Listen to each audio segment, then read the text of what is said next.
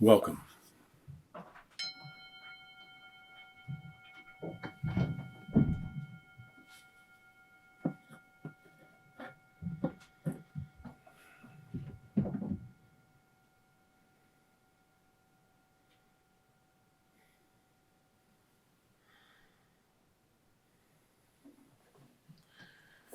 Welcome to Touching the Edge. My name is Drake, and I'm so happy to see you today. I'm so happy to see you because I know that if we connect with each other, we connect through the heart. If we go deep enough within ourselves, that we find each other. I just want to suggest to you, in this time, in this practice, this series of videos, the end is the beginning, that we are into the beginning. And in that beginning, we have great opportunity if we recognize it. And we can find some of that urgency in recognizing it by supporting each other. I was a person growing up, I actually found myself having great courage if someone else was being threatened, but being a big chicken if it was just me by myself. And so what I found is I had capacity to do more than I thought I was capable of if I wasn't just doing it for myself. And I want to suggest that what you're dealing with right now, what you're facing, is not just for yourself. If you have questions, please let us know about them. We want to know what you have questions about, because in your questions, you help to find an illumination, not just for yourself, but for others. If you have inspirations, if you have expressions, let us know. This is what I call a healing circle. And in a circle, there's no head to the circle. There may be a facilitator, but the facilitator is not the peak.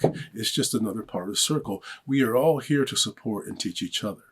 And so I want to just bring up a question that was asked here recently. This was asked by Shady Raisin. Shady Rosin or Raisin? Hi, Drake. I have a question. How can I learn to slow down without beating myself up for it? How can I learn to slow down without beating myself up for it? Isn't that a question that we all need to answer for? Not just Shady Rosin, but all of us, myself. We all have this tendency to go into that. I have a tendency, even though I love what I do, to do it every single day, to work every day. How do we slow down?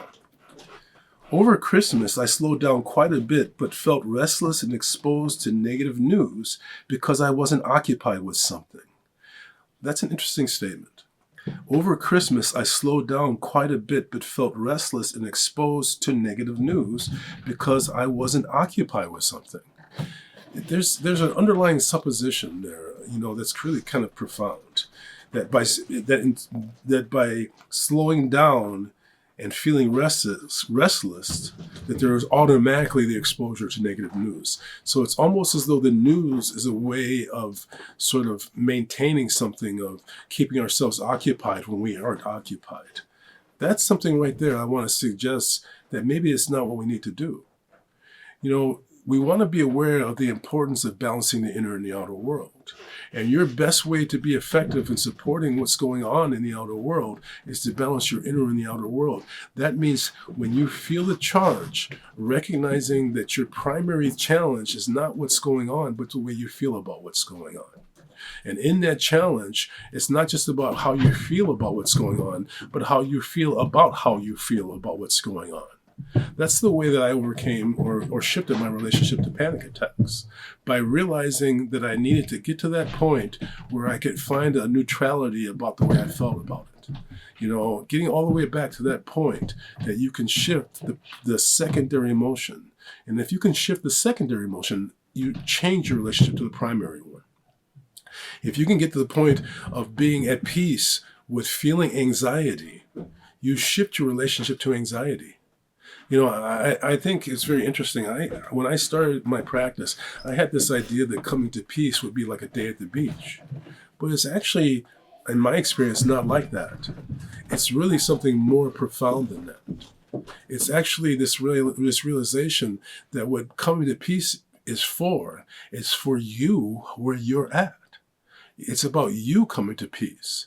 If it's a peace that's not meant for you, it's not a real profound peace. And so again, I also want to suggest that you really be very, very careful with your intake of news. Recognize that every gift has a purpose. And the purpose of the news is not for you to be informed. It's actually to stimulate agitation for the most part. Yes, we want to know what's going on, But at the same time, make sure that you realize that if you short circuit your nervous system, you're not supporting what's going on. Don't hide from it, but don't inundate yourself with it. Don't saturate yourself with it. He says, I wasn't occupied with something. I've recently jumped headfirst into my work. I assume it's to distract myself from the fires in LA and such, but I also feel like I'm trying to prove my worth. I assume it's to distract myself from the fires in LA, but I also feel like I'm trying to prove my worth. So when you're talking about distracting, what you're saying is that you're not in track, that you are mistaken, that the word mistake really originally came from when you staked out an area for land. And the word sin really came from archery, which was about missing your mark. So we have these sort of negative connotations with these words like sin, or mistake. But really what it's really about is not realizing what your actual objective is. So yes, even as we are dealing with all these things that are going on, like in LA, and believe me, I feel it myself, but at the same time, we want to recognize that as things become really intense, when things really feel off in the outer world, what that's asking you to do is to get more in commitment with your mission, your underlying purpose. Remember, joy is about authenticity, and joy is about you moving towards your purpose, what your purpose is in this life.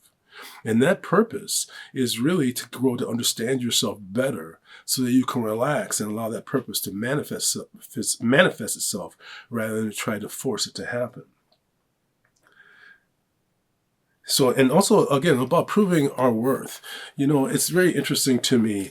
We really want to understand, I think, that this idea of proving our worth. Okay, I want to finish this here.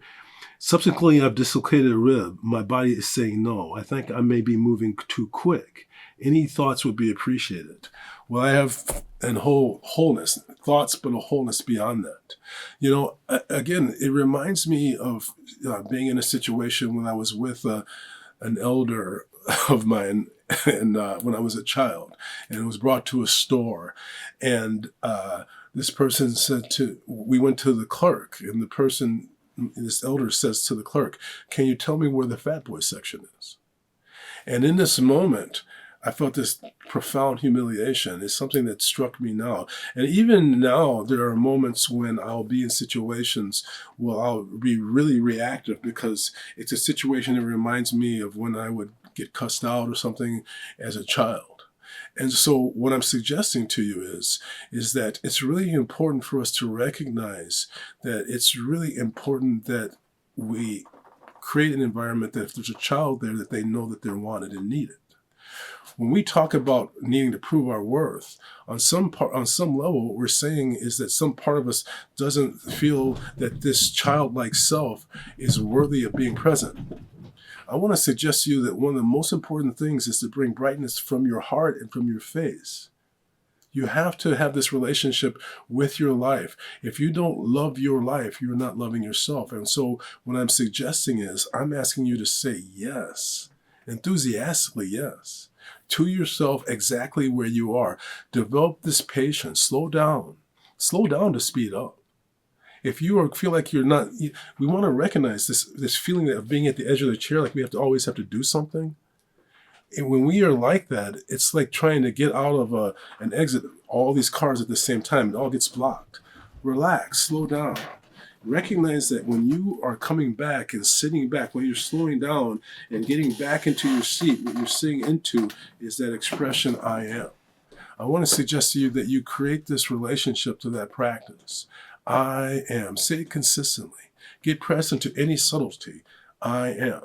And gradually over time, this knot will begin to release. And when it releases, genius flows through. So connect with I am. Recognize that you're not just doing it for yourself. You're doing it for the other people in our circle and your childhood self who's sitting with you.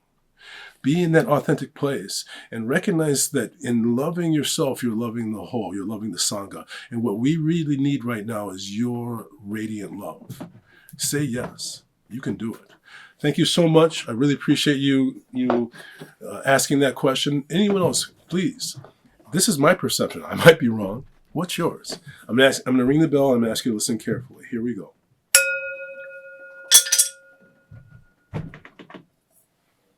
I am. I am is unconditional love. Remember the song. When I find myself in times of trouble, Mother Mary comes to me, singing songs of wisdom. Let it be. Let it be, my friend. Slow down and allow yourself just to be. You're not going to just sit. You're going to do something amazing. I bring my hands together and I bow to you. Namaste. Thank you for your time. Peace.